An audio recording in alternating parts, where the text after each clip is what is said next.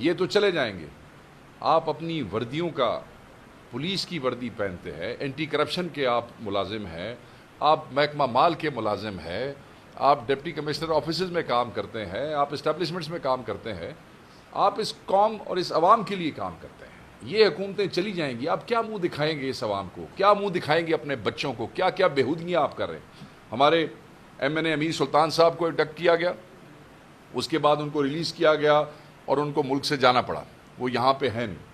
اس کے بعد معظم جتوئی صاحب کو گرفتار کیا گیا، اور جن کنڈیشنز میں ان کو 2 دن رکھا گیا وہ میں آپ کو ایکسپلین نہیں کر سکتا ہوں۔ رکھنے کے بعد جب پتہ یہ لگا کہ وہ ایفیڈیوٹ دے کے آئے ہیں، اس کے بعد انہیں اینٹی کرپشن کے حوالے کر دیا کہ ٹھیک ہے جی اب آپ چلے جائیں۔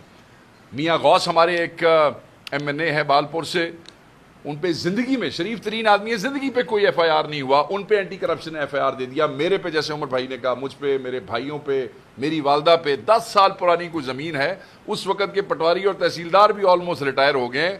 اب یہ جب سے 41 والا معاملہ ہوا ہے، سپریم کورٹ کا فیصلہ ہوا ہے، اس فیصلے کے بعد جناب وہ اینٹی کرپشن بھی جاگ گئی اور انہیں 10 سال پرانی زمین کا کیس یاد آ گیا۔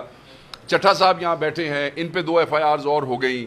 یہاں پہ بلال اعجاز صاحب بیٹھے ہیں، آج تک واپس نہیں جا سکے، 9 مئی سے لے کے آج تک واپس اپنے حلقے میں نہیں جا سکے۔ حاجی امتیاز صاحب آپ دیکھیں، وہاں پہ گجرانوالہ میں ان کو کھانا دینے کی اجازت نہیں ہے، ملاقات کی اجازت نہیں ہے۔ وہ کیا ہے؟ کوئی را کے ایجنٹ ہے، وہ کوئی ملک دشمن آدمی ہے۔ آپ نے ایک جھوٹا بوگس پرچہ ابیوز آف اتھارٹی کا اور یوز آف فنڈز کا آپ نے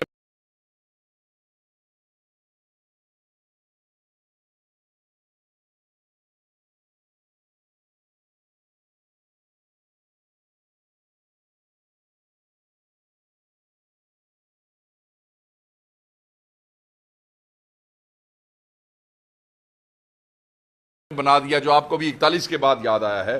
ہمارے مستی خیل صاحب کے اوپر ایف آئی آرز ہیں، وہ روپوش ہونے پہ مجبور ہو گئے ہیں۔ جمشید دستی کے گھر میں کیا ہوا وہ آپ کے سامنے ہے۔ ہم اس بات پہ حیران ہیں کہ لوگ اسلام آباد سے اپنی جو ریسپیکٹڈ کورٹس ہیں، اپنے ان ضلعوں اور ڈویژنز کی جہاں پہ جا کے انہوں نے بیلز لینی ہے، وہ وہاں بھی نہیں جا سک رہے ہیں۔ ایم این ایز کو اپنے ضلع کی اینٹی کرپشن کورٹ میں پیش ہونے کے لیے بھی پروٹیکٹیو بیلز لینی پڑ رہی ہیں، کہ ایسا نہ ہو جیسے حاجی امتیاز صاحب یہاں سے نکلے اور ان کو ابڈکٹ کر لیا گیا۔ اس ملک میں کیا ہو رہا ہے؟ ہم اس کی شدید ترین الفاظ میں مذمت کرتے ہیں۔ اس سلسلے کو فوری روکا جائے۔ اگر آپ یہ نہیں روکیں گے تو جیسے اسد عمر صاحب نے کہا کہ انارکی، تقسیم، تباہی، یہ آپ اس سے بچ نہیں سکیں گے، اور صرف بیانوں سے اور کاؤنٹر جو ایکسپلینیشنز ہیں ان سے یہ ملک نہیں چل سکتا ہے۔ سسٹم آپ چلا نہیں سکے، اکانومی آپ نے تباہ کر دی، سیکورٹی سچویشن پاکستان کے ہر کونے میں جو ہے وہ تباہ ہوتی گئی، اور اس کے بعد جو قوم کے حقیقی نمائندے ہیں آپ ان پہ جھوٹے بوگس کیسز کر کے۔ میں آپ کو ایک مثال دیتا ہوں، پھر میں بات، ہمارے ایک ایم این اے ہے ہمارے ویسٹ ریجن کے، رائے حسن نواز صاحب، وہ 41 میں نہیں ہے، وہ 39 میں ہے۔ ان کو ایک صاحب فون کرتے ہیں اور کہتے ہیں جی تھوڑے نال ملنا جی، ملاقات کرنی جی۔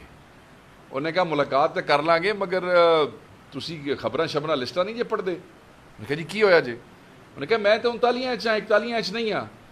تو آگے سے فون کرنے والا کہتا ہے او ہو غلطی ہوگی، موجاں کرو تسی، چلو ٹھیک ہے ملاقات نہیں کرا۔ سو 39 والا نہیں موجاں نے، تو 41 والا واسطے عذاب ہے۔ یہ اس ملک کی تقسیم ہے۔ پہلے ہم 45 اور 47 والے رولے میں پڑے رہے ہیں، او دا فیصلہ حالی کیتا نہیں کسی نے۔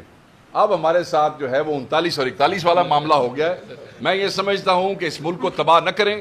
پاکستان تحریک انصاف اپنے ہر ایم این اے، ہر ورکر، رؤوف حسن سے لے کے آفس کے ایک امپلائی تک، ایک ایم این اے کے ساتھ کھڑے گی، اور ان کی رہائی کے لیے آخری حد تک جائیں گے، خون کے آخری قطرے تک کھڑے رہیں گے۔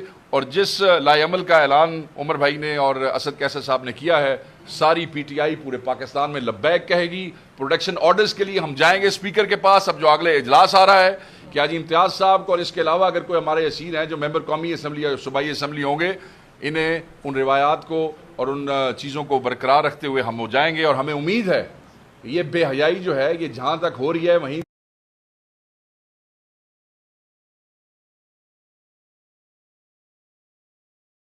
تک ہوگی، یہ آگے تک ایکسٹینڈ نہیں کرے۔